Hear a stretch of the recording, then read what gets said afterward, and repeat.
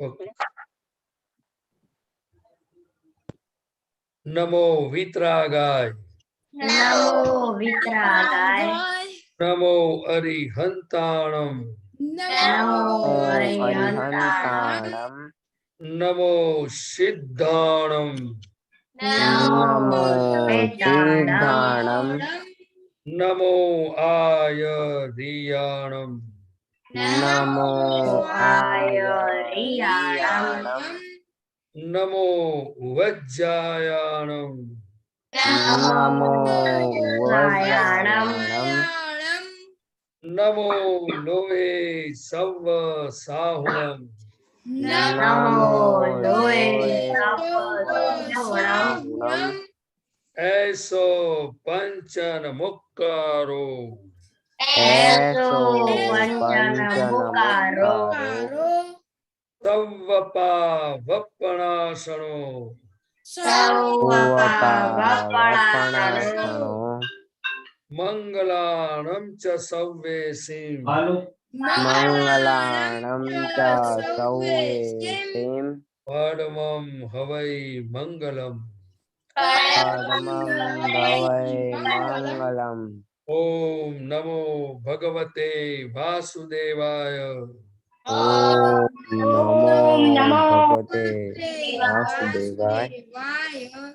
ओम नमः शिवाय। ओम नमः शिवाय। जय सच्चिदानंद। जय सच्चिदानंद। जय सच्चिदानंद। जय आज सच्चिदानंद। जय सच्चिदानंद। आज अनन्या दीदी नहीं आई तो किसको प्रेयर करने का है? प्रहर करिए, चलो। हाँ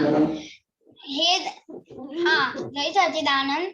हे दादा भगवान, आप मुझे ऐसी शक्ति दो कि मैं मेरी हेल्थ को कभी कॉम्प्रोमाइज नहीं करूं और मेरा शरीर रूपी साधन मुझे मेरे ध्येय को यानी कि पढ़ने में और सत्संग में हमेशा मदद रूप हो। मैं पढ़ने में बिल्कुल सिंसियर रहूंगा। मैं बुरी सोहबत से हमेशा दूर रहूंगा और कुछ भी हो मेरा सत्संग कभी चूकना नहीं चाहिए। ऐसी परम कृपा करना। प्राप्त मन वचन काया का योग जैसे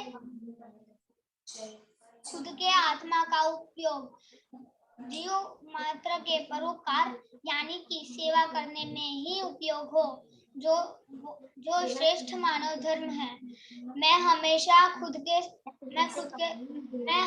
स्वयं के साथ और दूसरे सभी के साथ के जीवन व्यवहार में विश्वास पात्र, निष्ठावान और शुद्ध रहूंगा, जिस वजह से मैं बराबर दादा भगवान की जैसे सर्वोत्तम व्यक्तित्व का मानवी बन सकूं। जय सच्चिदानंद। जय सच्चिदानंद। क्या हुआ प्रहर? आपको प्रहर नहीं आती है अच्छी तरह से? क्या आप प्रेयर नहीं करते एवरीडे? करता हूँ ऐसा नहीं लगता है। पर गुजराती में। हाँ तो हिंदी में करो ना। हाँ, सब हिंदी में करने का। ओके, तो आप एक्सरसाइज में कुछ क्वेश्चन है आपको। वो जेवेलियन क्या, किसको मालूम है जेवेलियन क्या होता है? किसको? एक प्रहर को मालूम है, दूसरा जेवेलिन थ्रो। जेवेलियन को आता है? प्रहर इतना से 10 ओनली 2 पीपल को मालूम है। नहीं दादा, मुझको भी पता है। आपको भी पता है? 3 ही आदमी को। वो क्या होता है जेवेलियन? सीता दीदी, हितेश्री दीदी, हेत्सी दीदी। भाला फेंकते हैं ना गुजराती में ये। हाँ, गुजराती में पाला बोलते हैं। तो उसको मालूम है कि अभी कोई न्यूज आया इंडिया का, किसी ने मालूम है? मुझे पता है। हाँ, मुझको पता प्रहर है। आप मत मैं बोलिए किसी को। जेवेलियन थ्रो में कश्यप भाई आपने प्रहर आप मत बोलिए।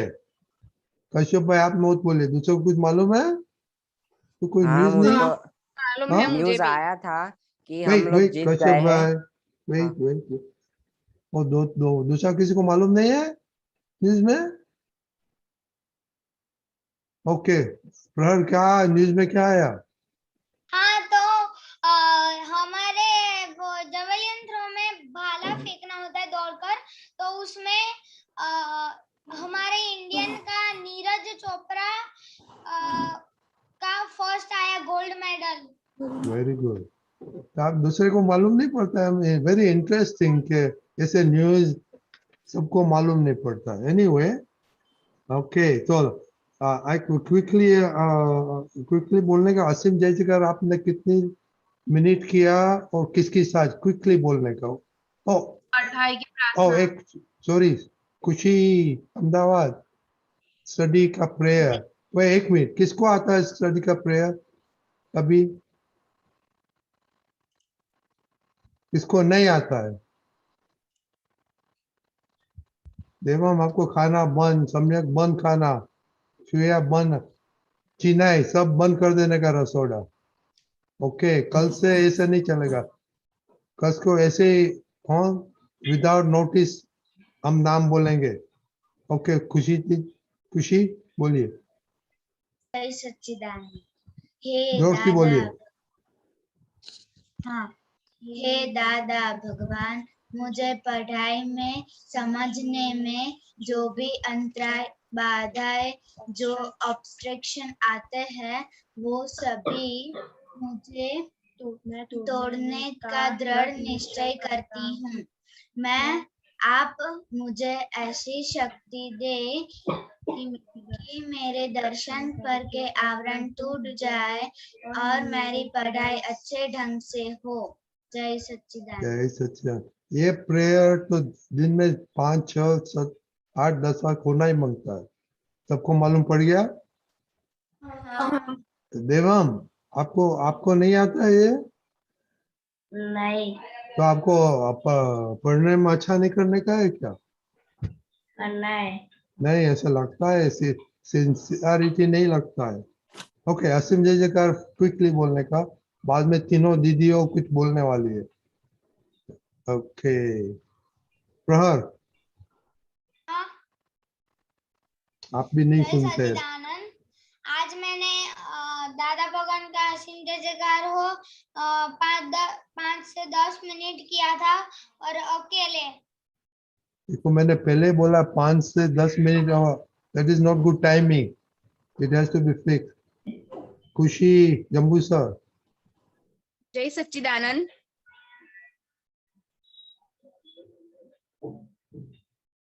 देवम।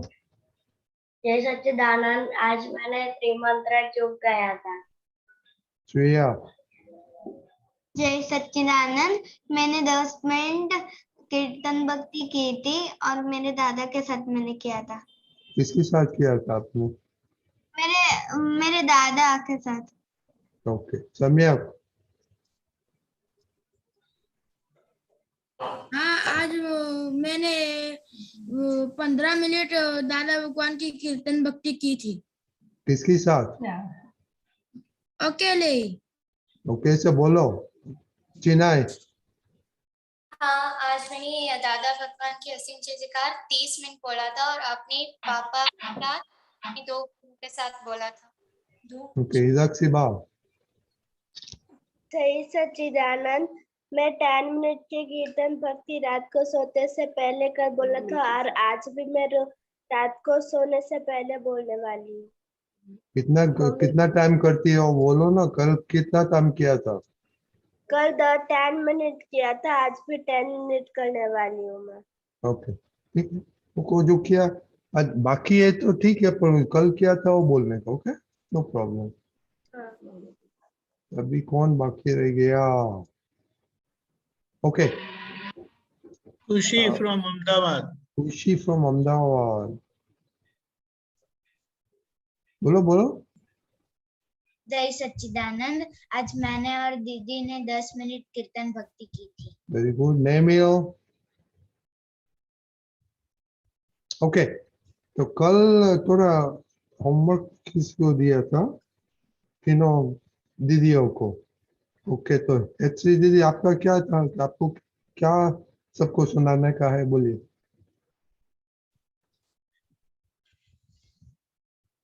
एक्सरसाइज के लिए बोलना। व्हाई इट इज इम्पोर्टेंट है, राइट? फायदा फायदा क्या होता है एक्सरसाइज, बोलिए। एक्सरसाइज करने से हमारे शरीर में ब्लड सर्कुलेशन अच्छे से हो पाता है, हमारे स्फूर्ति रहती है, और जब हम सुबह में एक्सरसाइज करते हैं तो हम पूरा दिन फिट रह सकते हैं और एनर्जेटिक फील करते हैं। और हम जो योगा करते हैं तो मेडिटेशन करते हैं, उससे हमारा कंसंट्रेशन पावर बढ़ता है और हम डिप्रेशन या स्ट्रेस होता है तो वो भी दूर हो सकता है। ओके, हिता दीदी आपका क्या था होमवर्क? जय सच्चिदानंद, मेरा होमवर्क ये था कि किसी का ईगो हर्ट ना हो, किसी का हम ना दुबाए, तो उससे क्या बेनिफिट्स हो सकते हैं। तो उसमें अगर हम किसी का हम नहीं दुबाते हैं तो हमारा पूरा दिन बहुत अच्छे से बीतता है, घर में सब खुश रहते हैं और क्लेश नहीं होता है घर में। और अगर हम किसी से हम नहीं दुबाते हैं तो हमारा व्यवहार भी सबके साथ अच्छा रहता है, और हम दुबाने से थोड़ी नेगेटिविटी हो जाती है घर में, तो हम नहीं दुबाते हैं ना, तो घर में पॉजिटिविटी रहती है। अगर हम किसी का हम नहीं दुबाते तो दादा भगवान भी हम पे खुश रह सकते हैं, और हम दादा के ज्ञान में हम नहीं दुबाने से आगे भी बढ़ सकते हैं। और हमें पढ़ाई में भी बहुत ही अच्छा लगता है, क्योंकि हम पढ़ाई में ध्यान लगता है। अगर हम किसी के साथ लड़ते हैं तो थोड़ा समय वो ही सोचने में, किसी भी चीज में हमें मन नहीं लगता है, कोई भी काम करने में, और दादा भगवान भी हम पे खुश नहीं रहते हैं। Okay, very good. आपका कल प्रेयर का टर्न है, और आपको अभी लेसन्स कैसा इसमें से पहले आप क्या करती थी, अभी क्या होगा वो जरा बताइए। पहले तो मैं छोटी छोटी बातों पे दीदी पे या मम्मी पे गुस्सा कर देती है। अगर वो लोग मुझे कहते ये नहीं वो ही करना है तो भी मैं गुस्सा कर देती हूँ। और फिर क्या होता था कि मुझे इतना गुस्सा आता था कि आधा दिन सबका, मेरा मुंह तो बिल्कुल बिगड़ा हुआ रहता था, मैं किसी के साथ बोलती ही नहीं थी। और अभी क्या है, वो तो ट्रांसफॉर्मेशन कैसे हो गया आप में? अभी तो मैं बस दादा भगवान की कृपा है, और मैं निश्चय किया है कि अब नहीं किसी का हम दुबाना है।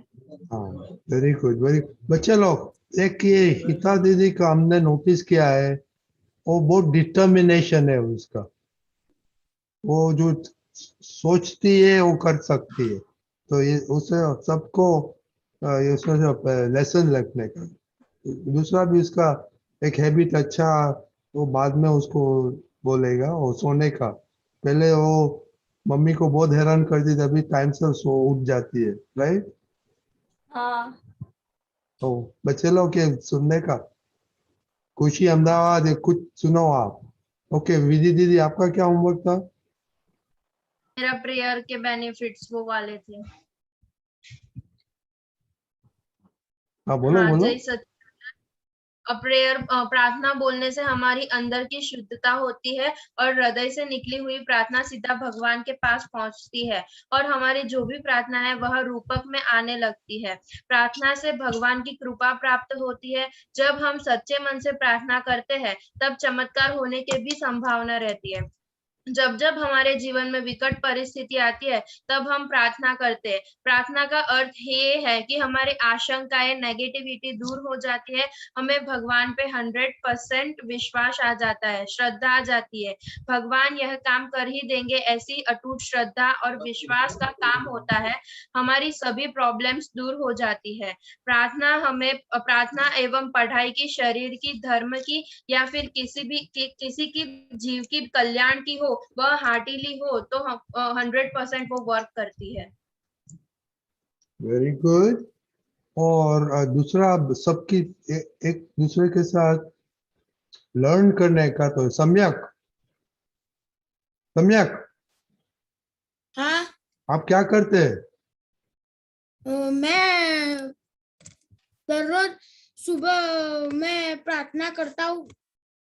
नहीं नहीं, ये अभी आप अटेंशन नहीं, इधर आपका चित इधर नहीं है, इधर चित रखो। और आप सबका रिपोर्ट्स पढ़ते हैं?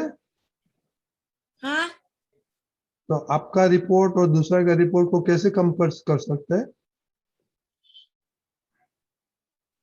आप नहीं पढ़ते दूसरे का रिपोर्ट? नहीं, मैं पढ़ता हूँ ना। हाँ, तो आपका रिपोर्ट दूसरे के जैसा क्यों नहीं है? सब बेटे ऐसा बेटा हूँ मैं। नहीं, यू हैव टू टाइम। सब बच्चे लोग देखो, हिता दीदी, हितैषी दीदी, खुशी दीदी, विधि दीदी, हिताक्षी बा, सबका आप देखो रिपोर्ट। ओके, ऐसा रिकॉर्ड होना मांगता है। ओके, हाँ। समझा? तो थोड़ा हाँ। काम करना पड़ता है, तो ही ज्यादा खुश रहेगा। ओके, दीपकानंद जी, आपको कुछ बोलने का? बाद में प्रदीप आनंद जी बोलेंगे। Yes, especially for prayer and exercise की फिजिकल एक्टिविटी और बॉडी इज मेंट, हमारी शरीर है ना हिलने के लिए बना है, उसको स्टेडी कर देंगे ना तो बहुत सारे प्रॉब्लम होते हैं।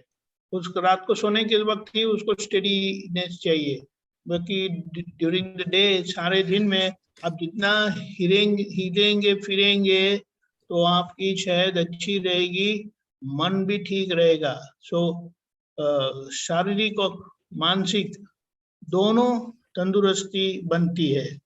दूसरा काफी अच्छा बताया विधि दीदी ने कि प्रेयर के संबंध में, लेकिन कुछ और जो दादा भगवान ने बताया है कि हम निश्चय करते हैं वो गुरु भाव है। निश्चय जो करते हैं, डिसाइड करते हैं ना कि ये करना है, ये करना है, ये करना है, लेकिन वो करने के लिए शक्ति चाहिए ना, और वो करने के लिए आशीर्वाद भी चाहिए। वो कहाँ से मिलेगा? तो बोले प्रेयर से, प्रार्थना से। तो प्रार्थना से हमें हमारे अंदर नम्रता आती है, लघुता आती है, humility आती है, और जो शक्ति चाहिए हमारे ध्येय को पहुंचने के लिए और सफलता हासिल करने के लिए वो मिल जाती है। जय सच्चिदानंद। जय सच्चिदानंद। ओके प्रदीप दादा, आपने सब सुना, तीनों दीदियों को सुना। ये स्टडी का प्रेयर उन लोग सीरियस नहीं लेते, आप बात करिए। पहली बात तो अपने को प्रेयर कौन करने नहीं देता है, असीम जय जयकार कौन बोलने नहीं देता है, एक्सरसाइज करने के लिए कौन हमें मना करता है। तो हमारी अंदर ये कौन सी ऐसी चीज है जो हमें हमारे फायदे के लिए, हमारा हित के लिए वो हमें सपोर्ट नहीं करता है। तो वो कौन सी चीज है, वो कौन है, उसे हमें ढूंढना चाहिए, और उनकी बात से हमें कैसे उनका सॉल्यूशन लाया जाए। इसीलिए दादा भगवान के पास ये जो हमारे पास मन और बुद्धि है, वो जो हमें हमारा ध्येय से अलग ले जाता है, तो हमें उनकी बात नहीं सुननी चाहिए। तो वहाँ हमें अलर्ट रहना है, वहाँ शक्ति मांगनी है, वहाँ प्रेयर काम कर सकती है, वहाँ निश्चय बल काम कर सकता है। दूसरी बात, सभी बच्चों को नहीं लेकिन सभी इंसान को अगर हमें आगे बढ़ना है तो लिसनिंग पावर जो है, तो हमेशा कोई भी व्यक्ति कुछ भी बोलता है, तो अगर हम इस सत्संग में आए हैं तो पूरा ध्यान हमें उसमें रखने जैसा है। व्यवहार में भी अगर बैठे हैं, स्टडी करने बैठे हैं, तो स्कूल में क्लासेस में अगर टीचर पढ़ाते हैं तो हमारा कंसंट्रेशन वो क्या बोलते हैं, तो इससे हमें पता चलेगा, इससे हमारा ग्रास्पिंग पावर बढ़ सकता है और हमारा विजन और स्ट्रांग होता जाएगा कि यह क्या कहना चाहता है, इसमें क्या गलती है और कहाँ हमें क्या सीखने को मिलता है, उनका लेवल क्या है, आप समझे ना। तो उनको उनका एम क्या है, वो क्या है, हर प्रकार का वो लिसनिंग पावर से हमारी शक्ति बहुत बढ़ती है। तो जैसे हमें एक मित्र ने अभी बताया कि भाई, रद्दी भाई साहब ने बताया कि ये सब बच्चे बोलते हैं, तो आप सुनते हो कि नहीं सुनते हो। तो देखो, सुनने के साथ साथ हमारी जो शक्ति है उनको भी कैसे मजबूत किया जाए, उसको धारण शक्ति बोलते हैं। धर्म की भाषा में उसको धारण शक्ति बोलते हैं, और रिलेटिव में उसको ग्रास्पिंग बोलते हैं। लेकिन फिर भी ये लिसनिंग में जो आप बराबर स्ट्रांग रहोगे और बराबर ध्यान से बैठोगे तो आपको बहुत फायदा होगा। मैं जितना भी कुछ सीखा हूं वो लिसनिंग से सीखता हूं। मैं पढ़ाई बहुत कम रहती है, रीडिंग बहुत मेरा कम है, लेकिन कोई भी चीज अगर कोई बोलता है तो बराबर अगर जो कंसंट्रेशन से उसमें से क्या क्या क्या चल रहा है, क्या बात है, कैसा है, उसमें थोड़ा बहुत हमारा, जैसे वो दर्शन शक्ति आपने बताया, क्या बताया, तो दर्शन महीना ये आत्मा की शक्ति है। तो हमें कोई भी कुछ बोलता है उसमें से कैसे पॉजिटिव लिया जाए, कैसे हम सीख सकते हैं, वो लिसनिंग में और ऑब्जर्वेशन में, वो दो बहुत बड़ी शक्ति है। इसीलिए दादा भगवान कहते थे कि मैं सब चीज जो सीखा हूं उसमें से ऑब्जर्वेशन, क्या ऑब्जर्वेशन, कि ये सब क्या हो रहा है, इसमें क्या फायदा, क्या नुकसान, क्या जो उस पूरा आपकी शक्ति उसमें काम लगेगी। आप कभी ऑब्जर्वेशन करना। लेकिन ये ज्ञान, ये सत्संग मिलने से हमें दूसरों का ऑब्जर्वेशन करना कम करना चाहिए, लेकिन ज्यादा से ज्यादा अपने खुद को ऑब्जर्वेशन करने की जरूरत है। हमारा खुद का એટલે माइंड, स्पीच एंड बॉडी का ऑब्जर्वेशन जो करने को आ गया, ये शक्ति अगर जो खिलने लगी तो जो आप दर्शन शक्ति की बात बताते हो, जो ज्ञान शक्ति की बात हम समझते हैं, सुनते हैं, उनका धीरे धीरे हमें कैश एक्सपीरियंस, जो दादा भगवान कहते थे, this is the cash bank of the divine solution. तो हमें हमारे खुद को ऑब्जर्वेशन करने का बहुत अच्छा समझ और ये मार्ग मिला है।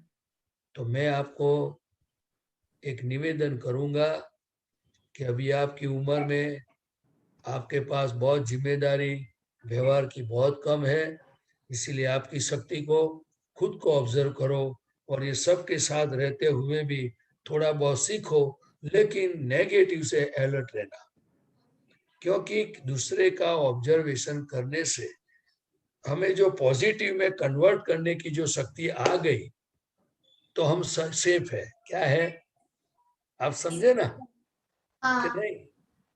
लेकिन हमें क्या ऑब्जर्वेशन करना है, तो कि किसी का व्यवहार और कुछ भी देख करके, सुन करके हमारी बॉडी पर क्या इफेक्ट आती है वो हमें ऑब्जर्व करना है।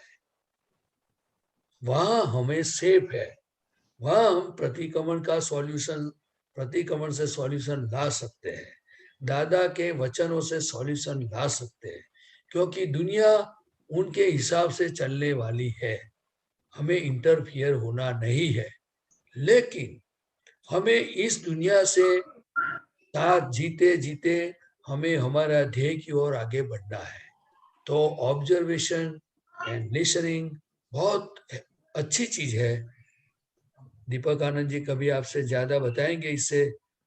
मैं ऐसा उनको निवेदन करता हूं कि ऑब्जर्वेशन के लिए उनको भी कुछ 2-4 पॉइंट आपको मिले, तो ऑब्जर्वेशन बहुत अच्छी चीज है, बहुत बढ़िया चीज है। और लिसनिंग, तो मेरा आपको निवेदन है कि आप धीरे धीरे दादा की शक्ति मांग करके आप आगे बढ़े, क्योंकि हमारी गलती कोई दूसरा दिखावे वो अच्छा है कि हम खुद ढूंढे वो हमें खुद को दिखे वो अच्छा है? आप बताइए। तो ये सत्संग सिर्फ और सिर्फ खुद की गलती कैसे पता चले और ये गलतियों से हम कैसे मुक्त हो जाए, या कि पढ़ने में, प्रार्थना में, खाने में, हर व्यवहार में, माँ बाप के साथ, फ्रेंड्स के साथ, खुद के साथ।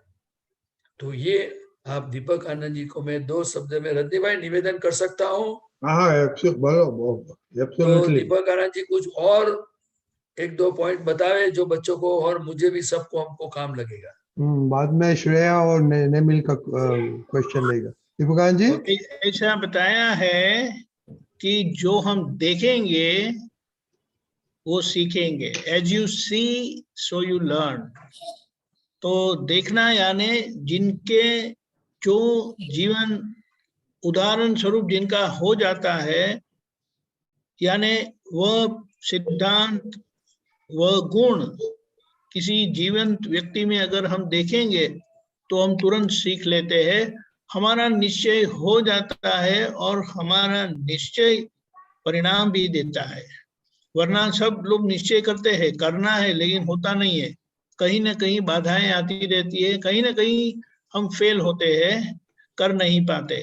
लेकिन जो जीवंत व्यक्ति है और जिनके अंदर वो गुण प्रकट हुआ है, तो उनको देखने से ही हमारे अंदर वो गुण आ जाते हैं।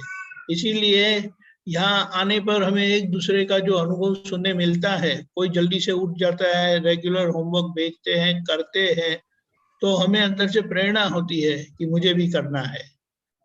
तो इसके लिए बताया as you see so you learn, जो देखेंगे वो सीखेंगे। इसीलिए जो ऑब्जर्वेशन करने बताया वो बहुत महत्व का है। जय सच्चिदानंद। जय सच्चिदानंद। ओके, आज ओके, क्वेश्चन श्रेया, आपका क्वेश्चन क्या है? क्वेश्चन है, बोलिए। जय सच्चिदानंद, हमारा बॉडी क्यों मूविंग के लिए ही बना है? हमारा बॉडी क्यों मूविंग के लिए बना है? मूविंग के लिए मतलब कि मनुष्य जीवन की कीमत तो बहुत बड़ी है, ये नेचुरल है, लेकिन कॉज एंड इफेक्ट का साइंस है।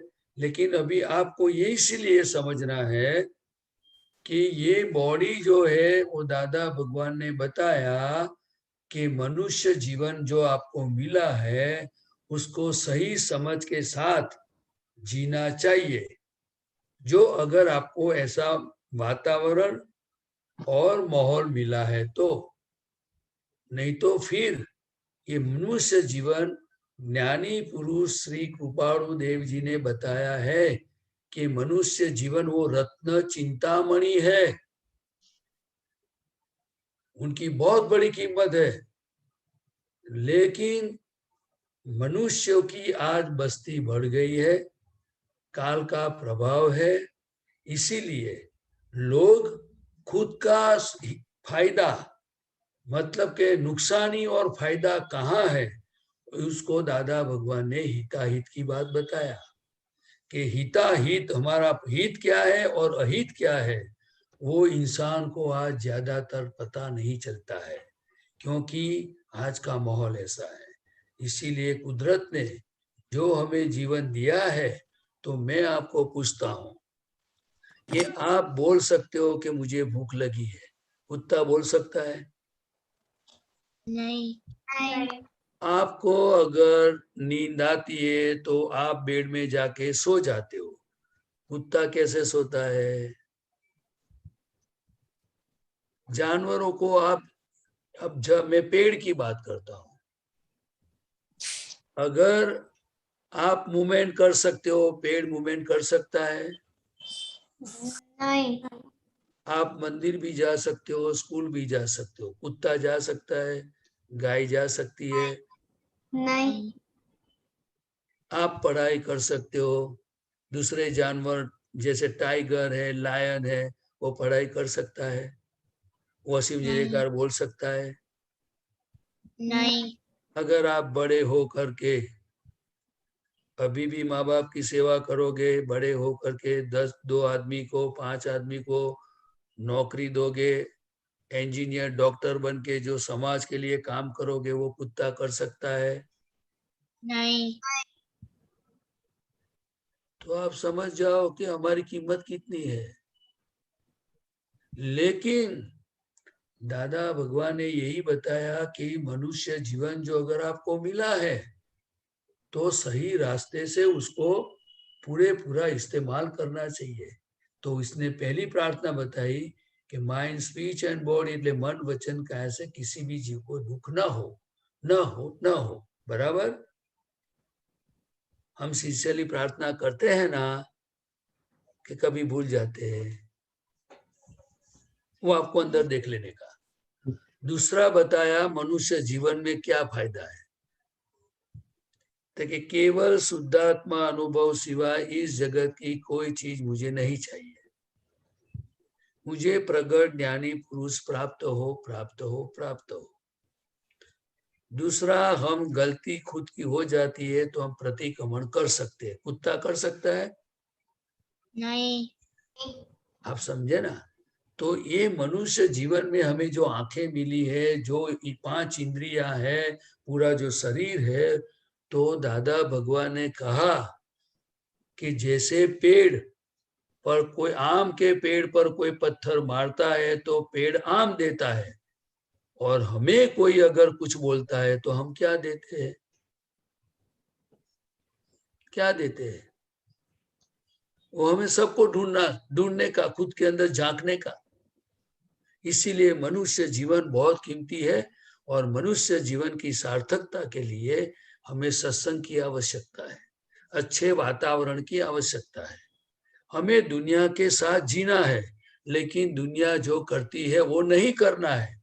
हमें वो बात को समझना है कि ये कितना हितकारी है और अहितकारी है।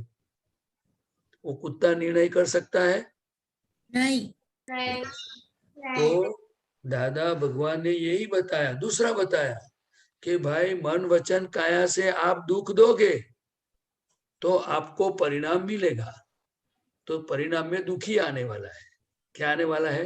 दुख। और ज्यादा दुख दोगे तो आपका आयुष टूटने लगेगा। मतलब कि 100 साल का आयुष है तो आयुष कम होता जाएगा। आप समझे ना? इसीलिए दादा भगवान ने बताया कि मनुष्य जीवन तो देवलोक भी कहते हैं कि हमें मिले तो अच्छा है। अगर तीर्थंकर भगवान और ज्ञानी पुरुष हाजिर है तो देवलोक को शुद्धात्मा पद की प्राप्ति करना मुश्किल है। लेकिन अगर हम जैसा भी हमारा जीवन है, लेकिन अगर जो ज्ञानी पुरुष मिल गए और तीर्थंकर भगवान मिल गए, कोई अच्छा वातावरण मिल गया, तो हम बहुत आगे बढ़ सकते हैं। हम आत्मा की प्राप्ति भी कर सकते हैं और मोक्ष में आगे बढ़ सकते हैं। तो मनुष्य जीवन कितना अच्छा है, उसकी जो मूवमेंट है कितनी अच्छी है, सब अच्छा है कि नहीं?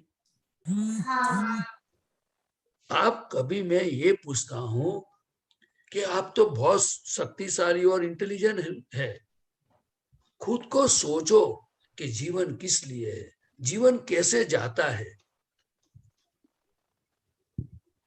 क्यों खाना है, क्यों सोना है, अगर झगड़ा भी होगा तो क्यों करना है, क्या मिला इसमें से, अगर गलत भी बोल दिया तो क्या फायदा हुआ।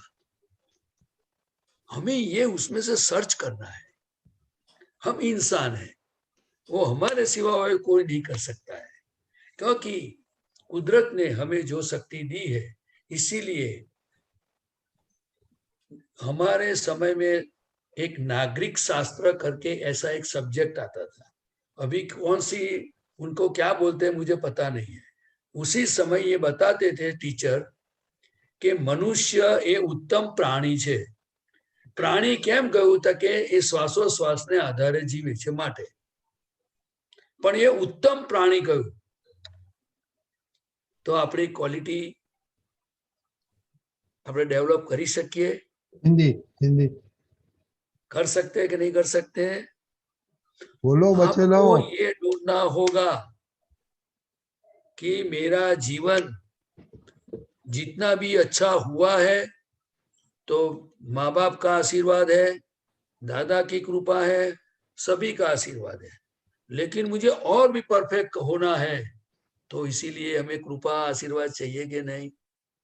लेकिन हम आगे बढ़ेंगे कभी कि हम कहाँ हैं और कहाँ जाने का है, उसके बीच में का जो कौन सी गलतियां हैं, क्या कमी है, क्या पुरुषार्थ करना है, क्या समझना है, वो हम इंसान ही कर सकता है। तो ठीक है, आप लोगों को ये करने जैसा है। ठीक है श्रेया। तो कल बताना आप खाना क्यों खाते हैं? प्रदीप दादा ने बोला ना, आप खाना क्यों खाते हैं, कल बताएंगे श्रेया? बता दूं, दादा नहीं नहीं भगवान नहीं की नहीं, भाषा में कल आना Pradeep Anand ji.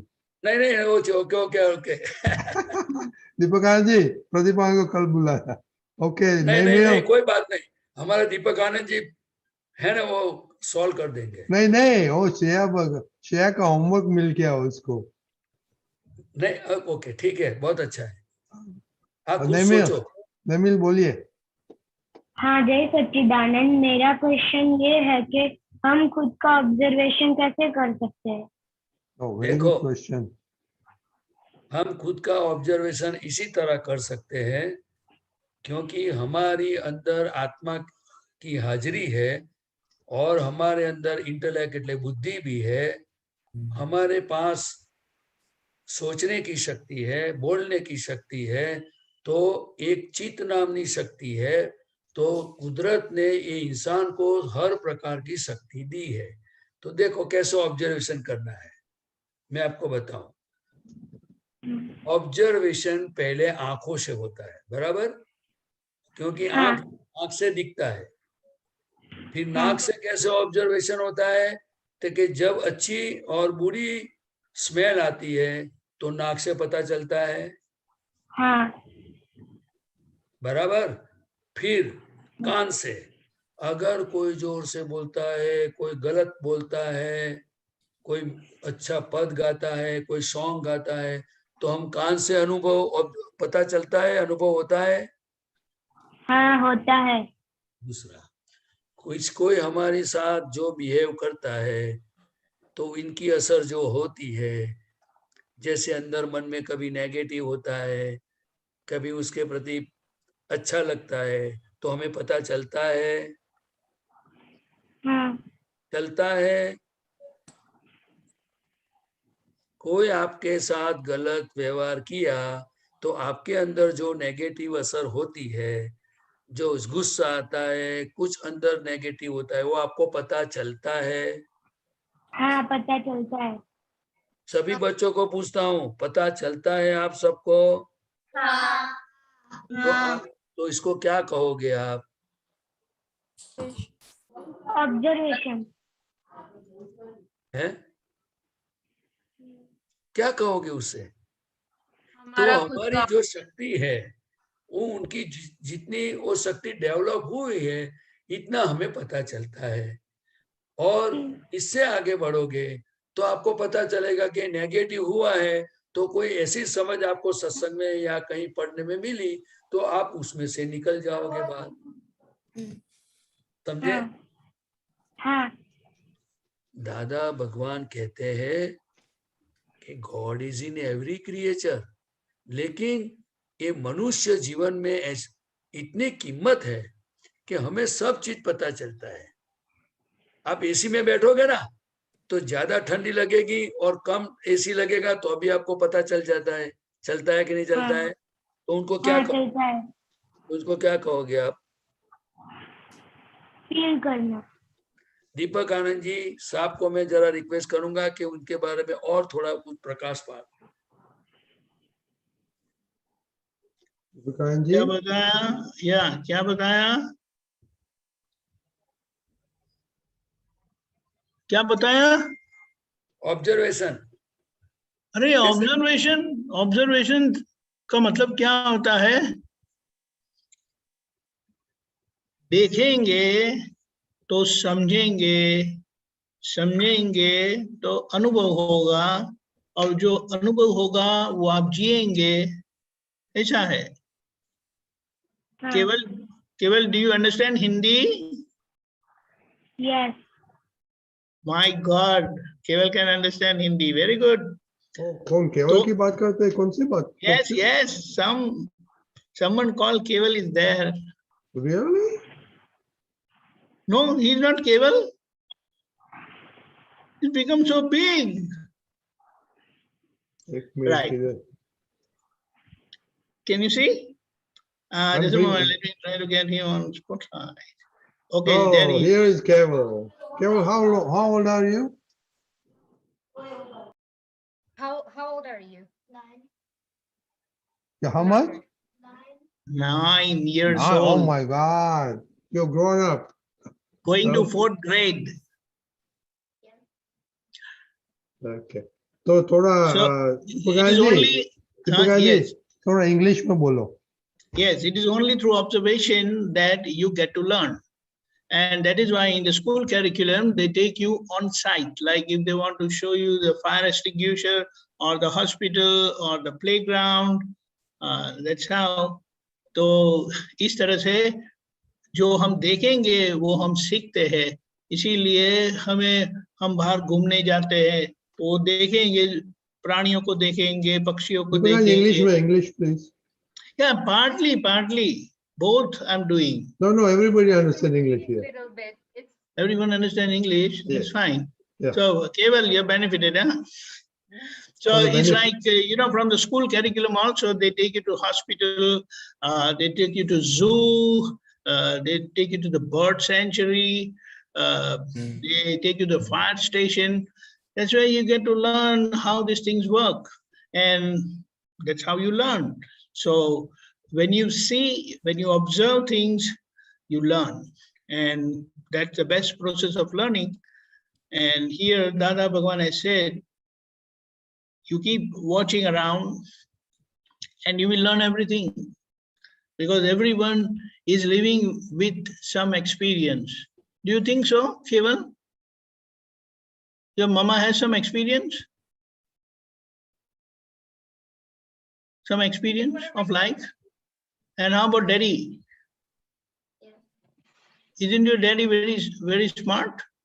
Yeah. Yeah, and I believe you must have learned so much from him. Yeah. And so also from your mom. Yeah. And not forgetting your grandma. What? And uncle, grandma. Yeah. And your uncle also. Yeah. And of course, auntie, and you have cousins? Yes. Yeah, so you learn. So you be with them, because everyone has experience of life. And if you see, you observe them, you learn. Thank you. Jai Sachidanand. Okay, thank you. Okay, विधि आपका question है कि विधि? ओ खुशी का question है. Okay okay, खुशी बोलिए. बाधाएं का मतलब क्या होता है? संभळाયું नहीं बराबर. किसका? बाधाएं अंतराय. बाधाएं का मतलब, अंतराय का मतलब क्या है? अंतराय का मतलब हाँ। हमें समझो कि आप अगर स्कूटर लेके निकले हैं तो आपको अगर रेलवे में ट्रेन जा रही है तो गेट बंद हो गया और आपको उधर जाना है तो आप नहीं जा सकते जब तक ट्रेन पास नहीं हो जाएगी, दरवाजा नहीं खुलेगा, गेट नहीं खुलेगा, तक अब तक आप नहीं जा सकते हो. तो तब तक ये बाधा बोली जाती है. हाँ। समझे? उनको अंतराय बोलते. हमें जाना है लेकिन फिर भी जा नहीं सकते हैं क्योंकि गेट बंद है. आप समझे? वैसे ट्रैफिक में भी होता है. आप समझे ना? हाँ। जैसे आप पढ़ना चाहते हो. प्रीत आनंद जी, तो हाँ. अंतराय आता है तो क्या करने का? वो कैसे सॉल्व करने का? देखो, हम कितने अंतराय ऐसे होते हैं वो उनको समय आने पर जाते हैं. जैसे मैंने आपको ट्रेन के बारे में बताया, जैसे ट्रैफिक में बताया, बराबर? तो उसका टाइमिंग बोलते हैं. टाइमिंग जेने दादा भगवाननी भाषाમાં એવું કહેવાય કે તમારા पापનો उदय હોય, जब पाप का उदय होता है तब तक आप कुछ नहीं कर पाते, और जैसा उसका पुण्य का उदय होता है तो आपकी सुविधा सब मिल जाती है. आप समझे? तो चाहे वो कर सकते हो. मतलब तो अंतराय के लिए हमें प्रतिक्रमण करना चाहिए.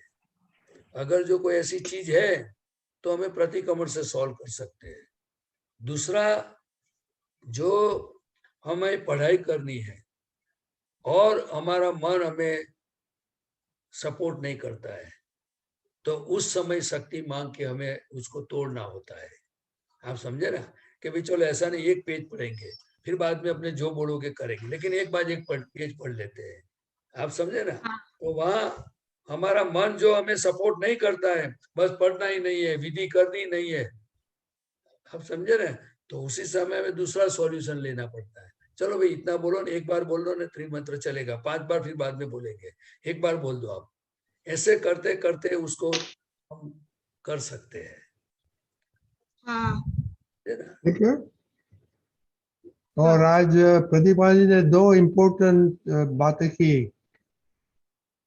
किसको मालूम, याद है?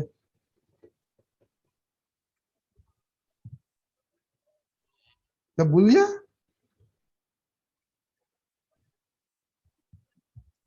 दो शब्द प्रदीप जी ने बोला।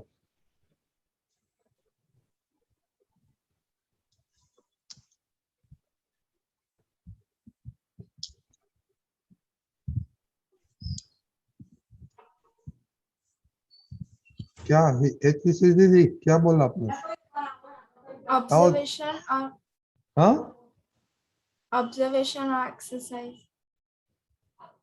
हाँ, तो ये सब देखो, ये बहुत very very to important word, observation and listening. Deepak दादा, आपको मालूम था? Yes, observation and listening. yes, observation and listening. And apart from that, I found something on movement, actions, why we should move. जो श्रेया ने पूछा था, she had asked why we should move. तो उसका एक बहुत अच्छा शॉर्ट में explanation है. I will just send it on the group message. Okay, बहुत अच्छा बताया है. Direct connection with our brain. Very good. Okay, तो खुशी जम्बू सर, हाँ आप सब सुनती है? हाँ हाँ, तो कल बताना लिसनिंग एंड ऑब्जर्वेशन आपने क्या किया। हाँ हाँ, हाँ ओके, कल हाँ बताना। ठीक है। हाँ, हाँ हाँ हाँ ओके। ये आप जम्मू ये खुशी किसकी जैसी है? कुछ है हिता जैसी के हिताश्री जैसी है? हाँ, नडियाद को मैं पूछ रहा हूँ। और किसी के जैसा तो नहीं कह सकते, लेकिन हम दोनों के थोड़े थोड़े पार्ट्स हैं। तो भी जिद्दी है आपकी जैसे थी? वो खुशी मेरे जितनी है, हम दोनों 11th में हैं। ओके, वो भी आपकी जैसे पहले आप जैसे stubborn था, खुशी ऐसी है? कैसी? stubborn, आप पहले बहुत stubborn था ना हाँ सत्संग के पहले? नहीं, वो तो मुझे नहीं पता है। ओके, पता करना हमको सीक्रेट में बोलने का। ओके, जय सच्चिदानंद। ओके, जय सच्चिदानंद। जय सच्चिदानंद everybody. जय सच्चिदानंद। केवल काजल thank you for बहन, coming. जय सच्चिदानंद. जय काजल बहन, सच्चिदानंद। केवल बहन. जय सच्चिदानंद दीपक आनंद जी, जय सच्चिदानंद प्रदीप आनंद जी। जय सच्चिदानंद। जय सच्चिदानंद. हाँ, जय सच्चिदानंद रजनी अंकल। जय सच्चिदानंद। हाँ, मेरा मेरा ये प्रश्न है कि गुजराती में, गुजराती. गुजराती। ગુજરાતી મારો પ્રશ્ન છે કે દેવગતિ કયા કર્મોને આધારે મળે છે? દેવગતિ છે ને, પુણ્યનું પ્રમાણ વધી જાય તો દેવગતિમાં જવાય. પુણ્ય ક્યારે વધે? તો કે આપણે લોકોને આપણું સુખ છે એ લોકોને આપી દેવાનું, કોઈ દુઃખ આપે તોય આપણું સુખ એમને આપી દેવાનું. એવી રીતે જે માણસ જીવે એ પછી એક દિવસ દેવગતિમાં જાય. હા, અને જ્ઞાની પુરુષ મળે છે એ પુણ્યના બંધી પુણ્યને લીધે મળે છે, તો ઈ પુણ્ય કેવી રીતે બંધાતું હોય? એ તો પુણ્ય એવી રીતે બંધાય કે એનું લક્ષ્ય હોય કે મારે મોક્ષે જવું જ છે, મારે આત્મા પ્રાપ્ત કરવો છે, એના માટેનું જીવન હોય. પછીથી છે ને એને અત્યારે દાખલા તરીકે એને કોઈ એવા આગળ કનેક્શન મળેલા હોય, કોઈ ગુરુ મળ્યા હોય, સંત મળ્યા હોય, કઈ વાંચનમાં આવ્યું હોય, એટલે એને બધું હોય જ, એનું નક્કીપણું હોય કે જો મને જ્ઞાની પુરુષ મળે ને તો મારે મારું કામ કાઢી લેવું છે. એટલે પછી એની જે ભાવના એટલી પ્રબળ હોય ને, અને પછી તે બધું જે એનું જમા થયેલું હોય તો એ બધી ક્રેડિટ એમાં વપરાઈ જાય બધી. શું થાય? હા એટલે એટલે ઈ હંમેશા શું છે, પુણ્ય જેવી તો રીતે સમજાવું 1 મિનિટ, કે તમારી પાસે 1000 રૂપિયા હોય તો તમારે શેમાં વાપરવા છે એ હા તમારા હાથમાં સત્તા છે. તમે સમજી ગયા? હા રીતે મનુષ્ય જીવનમાં આપણું જીવન છે તો આપણી પુણ્ય શેમાં વાપરવી છે એનું ટેન્ડર આપણે ભરવાનું. તો એ પ્રમાણે કુદરત પછી ભેગું કરે. એટલે દેવગતિમાં જ્યારે જઈએ છીએ, જે જાય છે એ પેલા તો મનુષ્ય ગતિમાંથી જ દેવગતિમાં જતા હોય છે ને. હા, ત્યારે એને એવી કોઈ ભાવના હોય નહીં કે મારે છૂટવું છે કે મોક્ષે જવું છે, એટલે એને દેવગતિના સંજોગ મળે. ના એવું નથી હોતું, એવું નથી હોતું. એ તો કોઝ એન્ડ ઇફેક્ટ, એટલે કે એની પ્રબળ ભાવના જે કરેલી હોય એટલે પછી એ ભાવના કુદરતમાં જાય. પછી કુદરતમાં પછી જ્યારે એનો કાળ ક્રમે બધો ટાઈમિંગ બધું ભેગું થાય ત્યારે એનું ફળ આવે. પરંતુ ભાવના એ કોઈ પણ વસ્તુ સાંભળવાથી, કોઈ સંતના મુખે કાં તો પુસ્તકમાં વાંચવાથી, તો કોઈને કોઈ એવો નિમિત્ત સંજોગ મળ્યો હોય ત્યારે એને ભાવના થાય કે મારે મોક્ષે જવું છે, કે મને જ્ઞાની મળે તો સારું. હવે અત્યારે આપણે શું કરવા જેવું છે?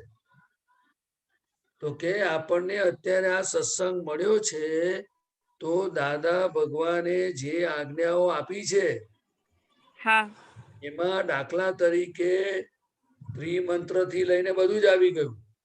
ખ્યાલ આવ્યો? પછી પોતાની ભૂલોના પ્રતિક્રમણ.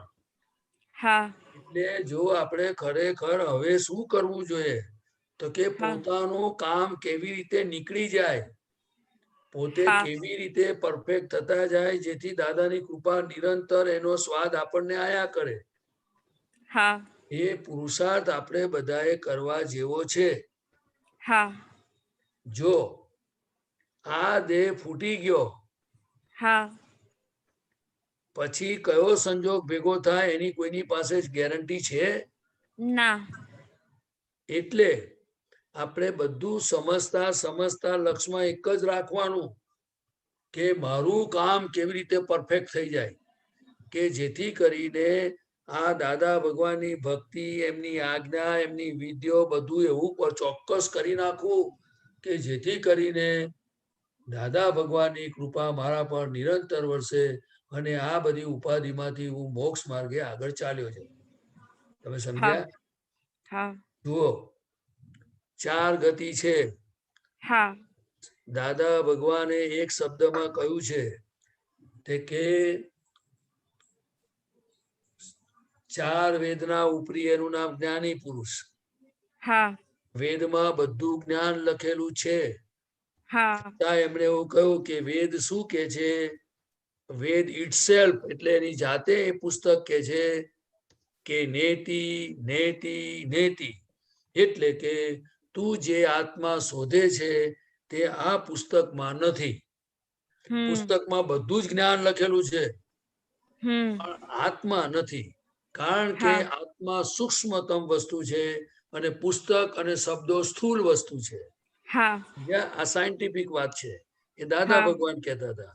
એટલે એમણે કહ્યું કે શાસ્ત્રો જાતે શું કે છે કે જો તારે આત્મા જાણવો હોય તો આ પુસ્તકમાં મળશે નહીં, ગો ટુ જ્ઞાની. હવે આપણે બધાએ શું કરવા જેવું છે એ આપણે સમજી લેવા જેવું છે. આત્માની અનુભૂતિ થાય એ રસ્તો કયો છે? મને દુઃખ અડે નહીં એ રસ્તો, એ જ્ઞાન, એ સમજ કઈ છે? કાલે શ્વાસ બંધ થઈ જાય તોય પણ હું મારા સ્વરૂપમાં રહી શકું એ પુરુષાર્થ કયો છે? નિરંતર પ્રતિકૂળતાના બધા સંજોગોમાં મારી અંદર સંયમ નામની શક્તિ ખુલ્લી કેવી રીતે થાય અથવા કેવી રીતે સંયમમાં વર્તે, એ બધું આપણે જ્ઞાન પુરુષાર્થ કરીશું બેન, તો એક દાડો આપણો વર્ષે નહીં તો હા દાદા ભગવાન એવું કહેતા હતા એમની ભાષામાં કે every day Friday. Every day Friday એટલે શું? તમે જો હું તમને કહું, એમની ભાષા કહું છું. એવરી ડે ફ્રાઈડે એટલે કે રોજે રોજ તમે ગમે તેટલું આપણે જ્ઞાન જાણીએ, વાંચીએ, સાંભળીએ, પણ એવરી ડે ફ્રાઈડે એટલે કે એ શુક્રવાર વર્યો નહીં અને શનિવાર થયો નહીં. હા જેને એ તો આપણે એવું જ છે. ગુજરાતી ભાષામાં એવું કે છે કે તારામાં શક્કરવાર વર્યો નહીં. નહીં. એટલે દાદા એને શક્કરવારની જગ્યાએ શુક્રવાર કહેતા હતા કે એવરી ડે ફ્રાઈડે નો સેટરડે. એટલે હવે આપણને આ માર્ગ મળ્યો છે. તો હવે ફ્રાઈડે માંથી સેટરડે કેવી રીતે થાય? એટલે જ્ઞાનથી સેટરડે થઈ ગયો છે, ખ્યાલ આવ્યો? હા પરંતુ બીજમાંથી તીજ અને તીજ થી પૂનમ સુધીનો જે પુરુષાર્થ છે આપણો, હા એ બહુ સમજવા જેવો છે બેન. હા ખ્યાલ આવ્યો? હા આપણે દેવગતિ નહીં, બધી ગતિઓમાં ફરી ફરીને આયા છે ત્યારે હજુ આપણને ભૂલી ગયા છે, દાદા કે છે. હા ખ્યાલ આવ્યો? અને આ અત્યારે આ કળિયુગમાં એટલા બધી જાતના દુઃખો છે. માનસિક દુઃખો, શારીરિક દુઃખો, વ્યવહારના દુઃખો, બુદ્ધિના દુઃખો, પૈસાના દુઃખો. ખ્યાલ આવ્યો? હા વાણીના દુઃખો, હા આડોશી પાડોશીના દુઃખો. હા એટલે ખાઈએ તો પણ પચે નહીં, એ પણ એક દુઃખ. હા સમજ્યા? અને હા. દાખલા તરીકે ભૂખ લાગે ને જમવાનું ના મળે તો પણ દુઃખ. હા અને જમવાનું મળ્યું અને સ્વાદ ના આવ્યો અને ના ફાવ્યું તો પણ દુઃખ. હા કેટલી જાતના દુઃખ હશે બેન? જોઈએ તો દુઃખ જ છે. હા, એટલે આપણને લોકોને લાગે કે મનુષ્યમાંથી દેવગતિમાં જઈએ તો સુખ મળશે, પણ એ લાખ વર્ષ પછી પાછું દુઃખ જ છે. એના કરતા પરમેનન્ટ સુખ, હું નિશ્ચય નિર્ણયથી કેવળ શુદ્ધાત્મા છું. એટલે હા. મોક્ષે જવું એ પરમેનન્ટ સુખ છે. શું છે? અને એ મોક્ષે આપણા જવું. સ્વરૂપમાં રહેલું છે. હા આપણા સ્વરૂપમાં. એટલે દાદા ભગવાનની બધી વાતો, એમની આજ્ઞા, એને જેટલું મહત્વ આપીશું તો આપણું રાગે પડે એવું છે. હા તો હું તમને એક મારી આ પ્રદીપની નબળાઈ કહું છું. તમે પ્રદીપ આનંદજી કહો છો, પણ એની નબળાઈ કહી દો કે સવારથી સાંજ મને અવકાશ મળે ને તો એક જ લક્ષમાં હું ગૂંટવાનું કોશિશ કરું છું. કઈ? તે કે ભાઈ પ્રદીપ, તારે આજ્ઞામાં પરફેક્ટ થા, નહીં તો આ દાદા મળ્યા ને એ અવતાર તારો બધો ધૂળ ધાણી થઈ જશે. હા આ દુનિયા આજે બી હતી, ગઈકાલે બી હતી, અને તું જઈશ તારે પણ આ દુનિયા રહેવાની છે. હા મહેરબાની કરી અને જ્ઞાની પુરુષને સિન્સિયર થા, અને એમની હા. 5 આજ્ઞામાં સિન્સિયર થા, અને પોતાના સુખને સ્વાદ માણ્યા કરો. અને આ હા. ભૂલોથી મુક્ત થાવ, નથી ફરી આવો ચાન્સ નહીં મળે. હા આ બધું સહેલામાં સહેલું અક્રમ વિજ્ઞાન આપેલું છે આપણને બધાને. હા બોલો, હવે તમે મને કહો એમાં શું અઘરું હશે? અઘરું તો સહેલું જ છે બધું, પણ ફાઇલ નંબર 1 જ અઘરી છે. હા, જો ફાઇલ નંબર 1 છે એટલે જ સારું છે. તમને કહું, આપણે જો ફાઇલ નંબર 1 છે તો આપણે છે ને, હા તો આપણે રહીએ કઈ? શુદ્ધાત્મા હા કઈ રહે પછી? નહીં તો હા પછી એને, હા, નહીં તો પછીથી લોકો બાટલામાં પૂરે, નારિયેળમાં પૂરે, હા ભૂવા લોકો. એના કરતા શરીર છે તો સારું છે ને. એટલે આપણે આ શરીર દુઃખ આપે, શરીરમાં દુઃખ આવે ત્યારે બોલવાનું હું અવ્યય સ્વરૂપ છું. જો આપણે એવી રીતે એમ નહીં, એવી રીતે અઘરી નહીં. દાદાની આજ્ઞા પાડવામાં ફાઇલ નંબર 1 જ અઘરી લાગે છે, એમ જો, કહું છું. હવે તમને એનું એનાલિસિસ કહું. આજ્ઞા પાડવામાં આ શરીરને, કાનને પાડવાની છે, ના નાકને પાડવાની છે, દાંતને ના પાડવાની છે, ના જીભને પાડવાની છે, હાથ ના. પગને પાડવાની છે, કોને પાડવાની છે? આપણે એટલે કહેવા આપણે આ સમજવાનું છે કે દાદા ભગવાને ચોખ્ખું કહ્યું, હું મન, વચન, કાયાથી તદ્દન જુદો એવો શુદ્ધાત્મા છું. એટલે મનથી જુદા થઈ ગયા, વાણીથી જુદા થઈ ગયા, અને કાયાથી જુદા થઈ ગયા. હવે આપણે તો શુદ્ધાત્મા થઈ ગયા. હવે આપણે શું કરવાનું છે? આ પડોશીને કહેવાનું પાસરા થાવ, હવે એવું કહેવાનું. હા પણ આપણે આપણી સીટ ઉપર ના બેસીએ તો આ પાસરા કેવી રીતે થાય? આપણે હું પ્રદીપ આનંદજીની જગ્યા હું થઈ જાઉં શુદ્ધાત્માની જગ્યા પ્રદીપ આનંદજી, તો શું થાય? તમે સમજ્યા? એટલે હા શું અહીંયા તો કરવું? એવું જ છે. અહીંયા મારું તો વ્યવહારમાં એવું જ છે કે હું શુદ્ધાત્માને બદલે હું કાજલ જ થઈ જાઉં છું આખો દિવસ કન્ટિન્યુ. જો આમાં શું થઈ જાય એટલે ધક્કા વાગવાના, પણ આપણે પાછું આ બાજુ આવી જવાનું. જો હું તમને એક વાત કહું, દાખલા તરીકે માનો કે તમે બસમાં ચડતા હો. અત્યારે તો હવે બસો કોરોનામાં ઓછી છે, પણ પહેલાના ટાઈમમાં બસમાં બધા જતા હોય ને તો પેલો માણસ બહુ ગીર્દી હોય ને તો ગમે એટલું ધક્કો મારે ને એને આમ બહાર ધકેલી દે ને તો ધીમે રહીને છે ને બારીનું પેલું કશું પકડી લે, કંઈક દંડો પકડી લે અને ધીમે ધીમે કરીને ગમે એમ કરીને ગીર્દી ચડી જાય કે ના ચડી જાય. એવી રીતે આપણે ગમે તેવું થાય પણ હું શુદ્ધાત્મા છું એ પક્ષમાં જતા રહેવાનું. અભ્યાસ કરવાનો, દાદાભાઈ શક્તિ માંગવાની. આવું ફરી ફરી આ માર્ગ મળવો અતિ મુશ્કેલ છે. જ્ઞાની પુરુષ તો મુશ્કેલ છે જ. એટલે કહેવાનો માને શું સમજાય છે એ આપણે જે વસ્તુ ખૂટે, જો હમણાં આપણે છોકરાઓ જોડે સત્સંગ કરતા હતા, જો તમે ઘરમાં હો અને સમજો કે આપણે તેલ ખૂટી જાય તો લઈ આવીએ કે ના લઈ આવીએ, અને એના માટે 200-500 રૂપિયા જરૂર હોય તો માગીએ કે ના માગીએ? બરાબર. તો એવી રીતે તેલ ખૂટી જાય, ખાંડ ખૂટી જાય તો આપણે પૈસા માંગીએ અને વસ્તુ લાવીએ છીએ, કારણ કે આપણને ખબર પડે નહીં તો બીજે ત્યાં ભાખરી કેવી રીતે થશે, તેલ વગર શાક કેમનું થશે? એવી રીતે આપણે દાદા પાસે શક્તિ માંગવાની 5 આજ્ઞા, પણ અવકાશ મળે તો માંગે ને. બીજી વસ્તુ કે આપણે ટીવીમાં જાય છે મન, તો આપણે હવે ટીવી તમે જેટલું જોતા હો તેમાં થોડો તમે 5-10 મિનિટ આજ્ઞા માટે કાઢો તો વાંધો ખરો?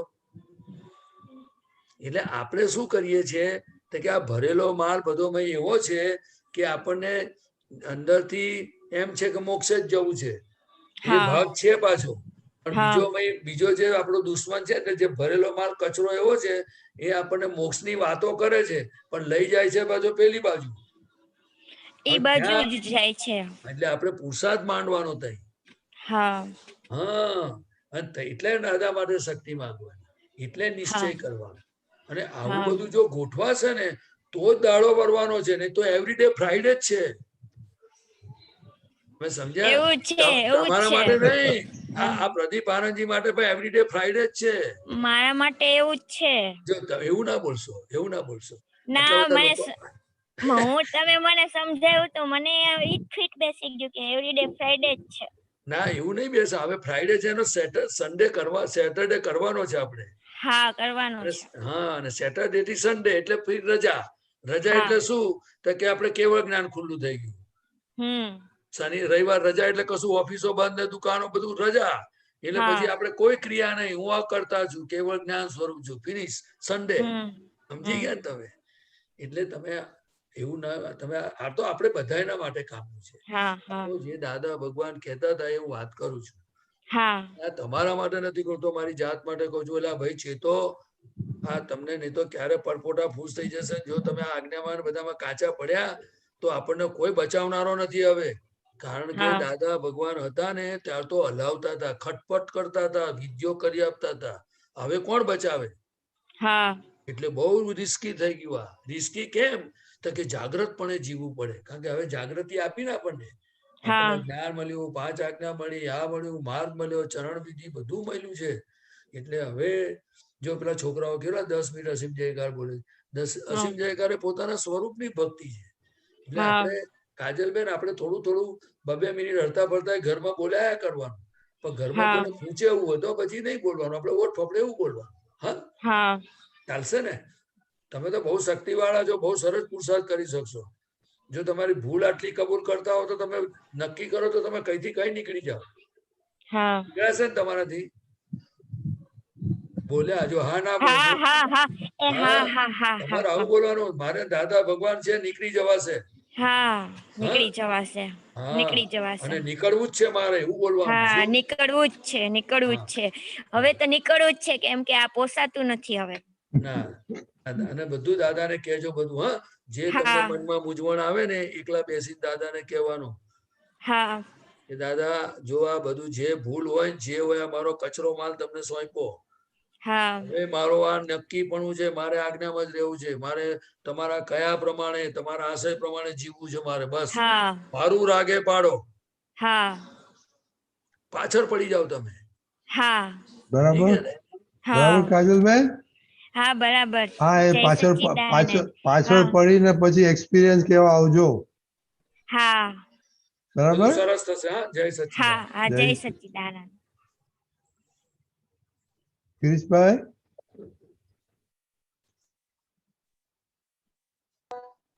जय सच्चिदानंद प्रदीपानंद जी, જય जय સચ્ચિદાનંદ. सच्चिदानंद दीपक आनंद जी, जय सच्चिदानंद જય रजनीकांत, જય સચ્ચિદાનંદ. સચ્ચિદાનંદ. दीपक आनंद जी आपका सूत्र है गई બોલો. कालना व्हाट्सएप में है નંબર गई શું છે? कालનો એ જે પાંચે ઇન્દ્રિયો રેગ્યુલર હોય તો કેવળ જ્ઞાન થાય. એમાં નંબર ઇન્દ્રિયો લખેલો છે? હે આ નંબર છે 3775 પ્રથમ આવૃત્તિ 1980 ભાવસાર કાકાએ મૂકેલું છે આપણે વોટ્સઅપ માં. ઓકે. પાંચે ઇન્દ્રિયો રેગ્યુલર હોય તો તે કેવળ જ્ઞાન થાય. ઇન્દ્રિયો બુઠી થઈ ગઈ હોય તો તે ના થાય. બસ એટલે એટલે દાદા ભગવાન શું કહેવા માંગે છે કે આજે ઇન્દ્રિયોને જેમ આંખે આપણને ચશ્મા, પછી આ મારા કાને સંભળાતું નથી, એ જે એક બરાબર કાન બહેરો છે, એ આ બધી છે ને એ બધું કોઈની સાચી વાત સાંભળેલી નહીં ને બરાબર. એટલે આ દંડ આવ્યો છે. આમાં પાંચે ઇન્દ્રિયો કઈ છે? હવે પાંચે હું તમને એક વાર તમને હવે કહું હવે પછી. બરાબર એટલે દાદા ભગવાને કહ્યું છે કે આ બધા પાંચે ઇન્દ્રિયો જે આંખ છે, નાક છે, કાન છે, બધું છે, જે બધું છે ને વાણી છે, બધું છે ને જે હા એ હા બધું કોઈ પણ સંજોગોમાં ડિફેક્ટિવ હોય એટલે એ કુદરતના અંદર આપણે કરેલા ગુના છે. જ્યારે આપણા બધા ગુના ક્લિયર થઈ જાય એટલે ભૂલ વગરના થઈ જઈએ બરાબર તારે કેવળ જ્ઞાન થાય. બરાબર શોર્ટમાં વાત સમજવી હોય તો જ્યારે બધા ગુના ચૂકતે થઈ જાય, બધી ભૂલો નીકળી જાય શરીરમાંથી, બરાબર આવ્યો ને ત્યારે અહંકાર પણ જતો રહે, બધું જ જતું રહે. એટલે પછી આખું મશીન એટલું બધું પાવરફુલ હોય કે ભાઈ ભગવાન ખુલ્લા થઈ જાય. બરાબર અને ભગવાન નહીં તો થાય નહીં. એટલે બરાબર અત્યારે આપણે એક જ વાત સમજવા જેવી છે કે દાદા ભગવાને 5 આજ્ઞા આપી છે. એ બધા તીર્થંકર ભગવંતોના હૃદયની વાત છે. બરાબર એટલે એ આજ્ઞાનો વિનય, એ આજ્ઞાની કિંમત જેટલી આવડે તેટલી બરાબર જેટલી કરશે તો આ કેવળ જ્ઞાન ખોલનારી છે. એમણે એક જ શબ્દમાં કહ્યું છે દાદા ભગવાને કે 5 આજ્ઞા જે પાળશે એને મહાવીર ભગવાન જેવું સુખ વર્ષશે. અને બીજું કહ્યું છે કે 5 આજ્ઞા તે જ હું છું. હવે આપણે આ બેનો કેવી રીતે હાથો મેળવવાનો એ હવે આપણે સમજવાનું કે આપણે કોના તરફ પુરુષાર્થ માંડીએ. 5 આજ્ઞાને તરફ માંડીએ કે પછી શું કરવું એમ. 5 આજ્ઞાઓ 5 એટલે આજ્ઞા હવે આ તમને મેં કહ્યું કે દાદાના શબ્દો છે બધા. બરાબર એટલે આપણને બધાને જે વસ્તુ મળી છે એને જ્યાંથી ત્યાંથી દાદા ભગવાનને શિષ્ય રહેવું એ આપણું લક્ષ્ય હોવું જોઈએ. અને બધાનું હોય જ મહાત્માઓ. ખ્યાલ આવ્યો ને? આ કાઢ્યું જો દીપક આનંદજી હા એ આપી રેગ્યુલર એટલે બધી ફંક્શનલ થતી હોય. બુઠ્ઠી થઈ જાય એટલે ભૂલો ના લીધે બુઠ્ઠી એટલે ફંક્શન ના કરે. મેં કહ્યું ને કોઈનું સાંભળેલું નહીં સારી વાત એટલે બેરો થઈ ગયો. આપણે બુઠ્ઠી એટલે આપણે જે કામ ના કરતી હોય ઇન્દ્રિય એ બધી એ બુઠ્ઠી કહેવાય ને. બુઠ્ઠી એટલે ડિફેક્ટ કહેવાય ને. કામ ના કરે બુઠ્ઠી એટલે ડિફેક્ટ એમ. જેમ સેકન્ડ નો માલ આવે છે ને એના જેવું. ફ્રેશ માલ ના કહેવાય, સેકન્ડ. પ્લસ સ્ટીલના વાહન સેકન્ડ ના આવે છે ને, બરાબર. સેકન્ડ માં આવે ઓરિયા વાળી. હા. એટલે એવું આ તો ક્વોલિટી હોય, એટલે બધું ફંક્શન કરે ટૂંકમાં. નહીં, આપણે એક હતું કે પાંચે ઇન્દ્રિયો બુઠી થઈ ગઈ હોય તો તે કામ ના કરે, પણ એકાદી ઇન્દ્રિય તો બુઠી હોય તો બીજી ઇન્દ્રિયો સારી હોય તો ચાલે ને. એમ ના ચાલે, ના ચાલે, કેવળ જ્ઞાનમાં ના ચાલે, કેવળ જ્ઞાનમાં ના ચાલે. નહીં તો દાદા ભગવાન બોલે નહીં ને, પાંચે ના બોલત ને. આમાં તો એમ જ લખ્યું છે કે ઇન્દ્રિયો બુઠી થઈ ગઈ હોય તો તે ના થાય એમ. આ તો કેવળ જ્ઞાન ના થાય, બરાબર છે. એટલે એમાં હું શું કહેતો, હા, મારો આ છે કેવો છે, ઇન્દ્રિયો બુદ્ધિ થાય છે એ ભૂલોનું પરિણામ છે. બરોબર બરોબર બરોબર. એટલે દાદા ભગવાન નો શોર્ટમાં જો શાસ્ત્રોનો, આખા શાસ્ત્રોનો સાર કે તો કે જે ભૂલ વગરનો થાય એ ભગવાન. ભગવાન, બરોબર, રાઈટ. એટલે આ બધું આપણે આટલું જ સમજવાની જરૂર છે કે મન, વચન, કાયાને જે બધું કંઈ પણ ભોગવટા છે તે ભૂલ લીધે છે. અને આ દેહને પણ ગનેગારી કહી, ખબર છે તમને? આ દેહ શેના માટે પ્રાપ્ત થયો છે? તો કે ગનેગારી ટાળવા માટે. હવે એનાથી આગળ વાત કહું, તમે કહેતા તો કહું. ભૂલોને કારણે 9 month જેલમાં રહેવું પડે છે. સત્ય. એ જેલ છે. જેલ 9 મહિનાની જેલ. જ્ઞાનીઓને ખબર છે, બીજા કોઈને ખબર નથી. બરાબર. તમે સમજી ગયા? હા, સમજી ગયા ને. એટલે ટૂંકમાં એટલું સમજવાનું કે ભૂલ વગર ના થાવ, પછી કશું પોસાય નહીં. બરાબર બરાબર. અને અંદરનું વર્ણન કરું ને, જ્ઞાનીની ભાષામાં જો વર્ણન કરે ને, માણસ ઉભો જ થઈ જાય તેથી. સમજી ગયા ને? વાત સમજાય ને? જય સચ્ચિદાનંદ. જય સચ્ચિદાનંદ. દીપકાનંદજી, જય સચ્ચિદાનંદ. દીપકાનંદજી, જય સચ્ચિદાનંદ. આપણે પ્રદીપાનંદ કે ક્વેશ્ચન છે તમારે? પ્રદીપાનંદજી ને મારે સવાલ કરવાનો? હા, એમને શું ચાલી રહ્યું છે પૂછવું પડે ને. ચરણોમાં છું તમારા સાહેબ. એ તો સ્થિર થઈ ગયા છે. એમને શું ચાલી રહ્યું છે પૂછવું પડે ને. પ્રદીપભાઈ, આપણે કઈ કેવું છે? ના ના ના ના, આ બધું સત્સંગમાં બધી વાતો થતી જ હોય ને રજનીભાઈ સાહેબ. ઓકે ઓકે, તો ત્રિમંત્ર બોલાવો દીપકાજી. મહાત્માનો લાભ લેવો છે, 5 આજ્ઞાના પુરુષાર્થનો. ઓકે, શીતલનો ક્વેશ્ચન. ઓકે, નમો વિતરા. બરોબર, શીતલનો ક્વેશ્ચન. ઓકે, સંભળાય છે હવે? યા. હા, જય સચ્ચિદાનંદ. પ્રદીપાનંદજી, જય સચ્ચિદાનંદ. મારો ક્વેશ્ચન એ હતો કે તમે હમણાં આપણે 5 આજ્ઞાના પુરુષાર્થની વાત કરીને, તો મારો પર્સનલ અનુભવ એ છે કે હું આટલા વર્ષો થઈ ગયા જ્ઞાન લીધે અને હું વિધિ દરરોજે કરું છું, પણ મને દિવસ દરમિયાન કઈ યાદ રહેતું નથી. રિલેટિવ, રિયલ, વ્યવસ્થિત શક્તિ અને ખાસ કરીને ભૂલો જોવામાં મને સાચું કહું તો મોટા ભાગે મને બીજાની જ ભૂલો દેખાય છે, મારી નથી દેખાતી. તો હવે ક્યાં બધું કાચું પડે છે ને શું પુરુષાર્થ કરવાનો અહીંયા?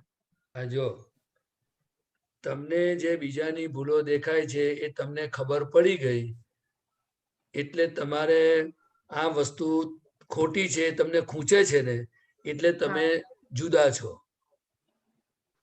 જો તમે દાખલા તરીકે તમને બીજાની ભૂલો દેખવાની ગમતી હોય તો તમે ત્યાં આગળ તમારી ભૂલ છે, પણ તમને ખૂંચે છે, જોવી નથી પણ દેખાય છે. બરાબર? હવે તમને ખબર પડે છે એટલે તમે જાગૃત છો. પણ હવે પુરુષાર્થ કેવી રીતે થાય? તો કે જુઓ કે આપણે દાદા ભગવાને કહ્યું કે 5 આજ્ઞા એ તમારે એકલામાં બેસીને તમારે એને સમજવાની છે, એનો અભ્યાસ કરવો જોઈએ કે ભાઈ રિલેટિવ એટલે શું અને રિયલ એટલે શું, વ્યવસ્થિત શક્તિ કરતા છે કે કોણ કરતા છે, અને સંયોગોથી બનતી વસ્તુ છે. પછી આ બધી ફાઇલ એ કોને કહેવાય એ સમજવું જોઈએ. જેવી રીતે આપણે દાખલા તરીકે કોઈ પણ વ્યવસાયમાં, સ્ટડીમાં પછી વ્યવહારમાં, રસોડામાં કે કોઈ પણ ગાડી શીખવી હોય તો દરેક બાબતમાં બ્રેક શું છે, એનું ફંક્શન શું છે, એ જેવી રીતે સમજી લઈએ છીએ કે એવી જ રીતે 5 આજ્ઞાનો આપણે થોડો અભ્યાસ કરવો જોઈએ. અભ્યાસ એટલે એને સ્ટડી કરવું જોઈએ કે ભાઈ 5 આજ્ઞા કેવી રીતે દાદા ભગવાન આપીને શું કહેવા માંગે છે.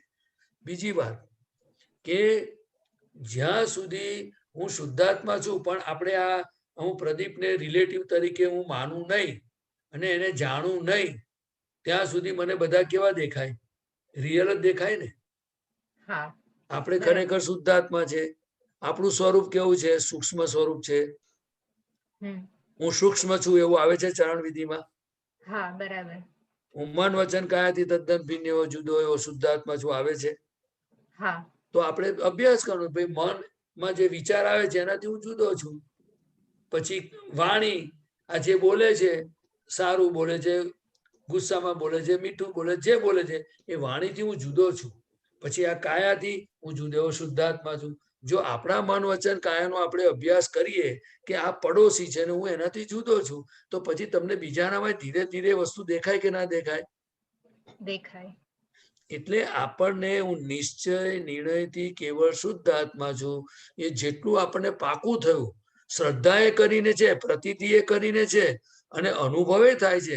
પણ જે આપણે પુરુષાર્થની જે સિસ્ટમ ગોઠવવી જોઈએ ને એક વખત, એ જો આપણે ગોઠવીએ તો ધીરે ધીરે ધીરે છૂટું પડતું જાય છે. છૂટું જ, પણ એ અનુભવમાં આવે અને પછી બધાનામાં દેખાય.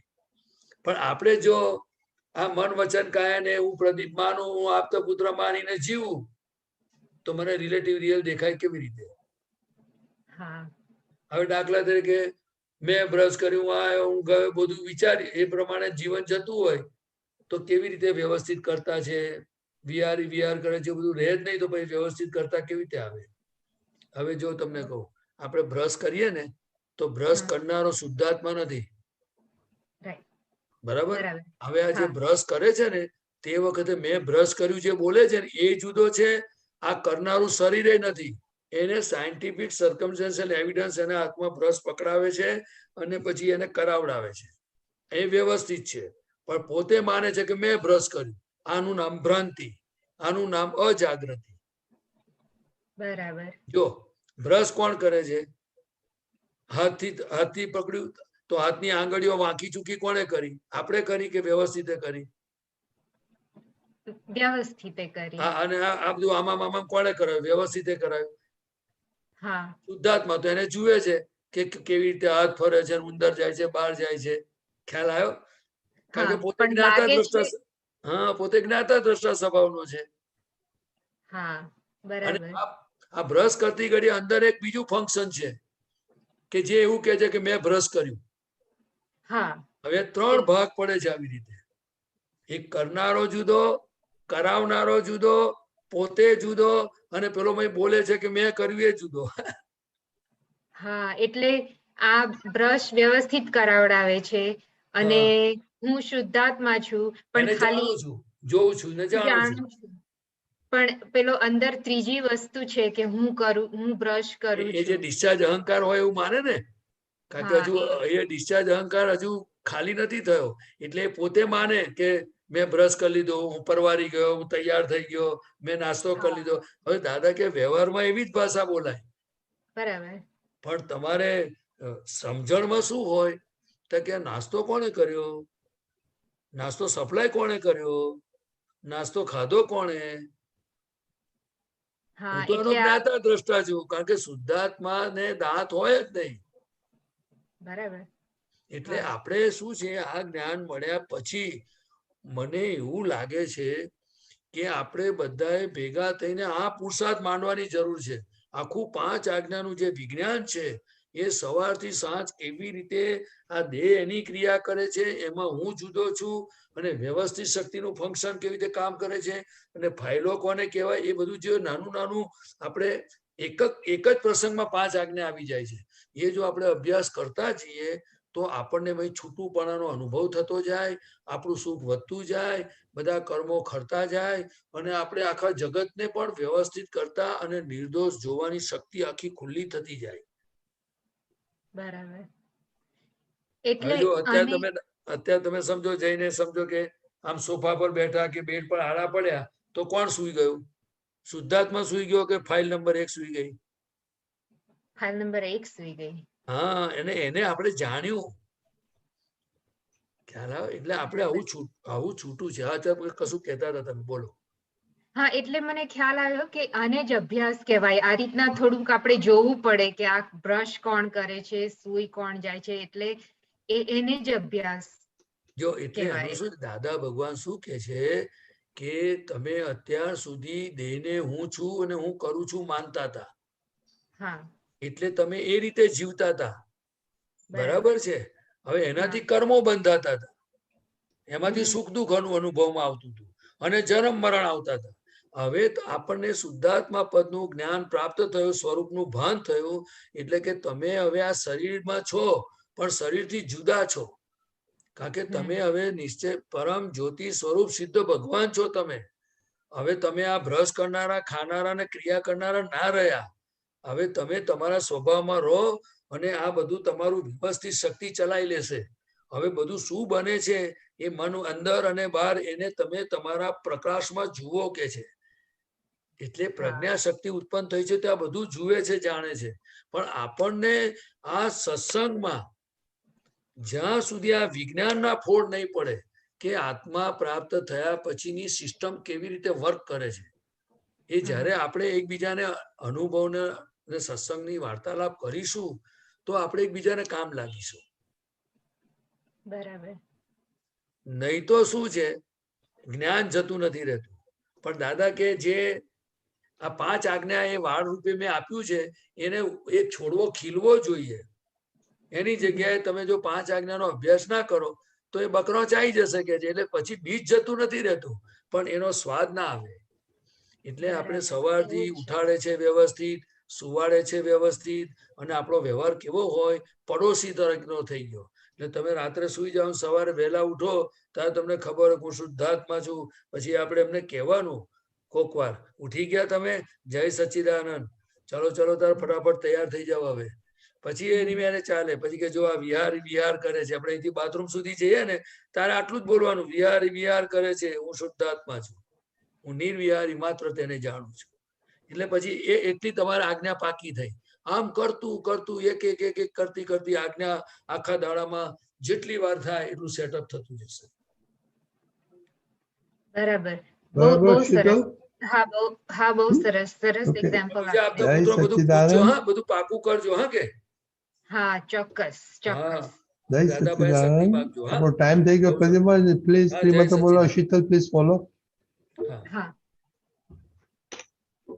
નમો વિતરાગાય, નમો વિતરાગાય, નમો અરિહંતાણમ, નમો અરિહંતાણમ, નમો સિદ્ધાણમ, નમો સિદ્ધાણમ, નમો આયરિયાણમ, નમો આયરિયાણમ, નમો ઉવજ્જાયાણમ, નમો વજ્જાયાણમ, નમો લોએ સવ સાહુણમ, નમો લોએ સવ્વ સાહુણમ, એસો પંચન મુક્કરો, એસો પંચન મુક્કારો, સવ પાવપણાસણો, સવ્વ પાવપણાસણો, મંગલાણમ ચ સવ્વેસીમ, મંગલાણમ ચ સવ્વેસમ, પડમમ હવૈ મંગલમ.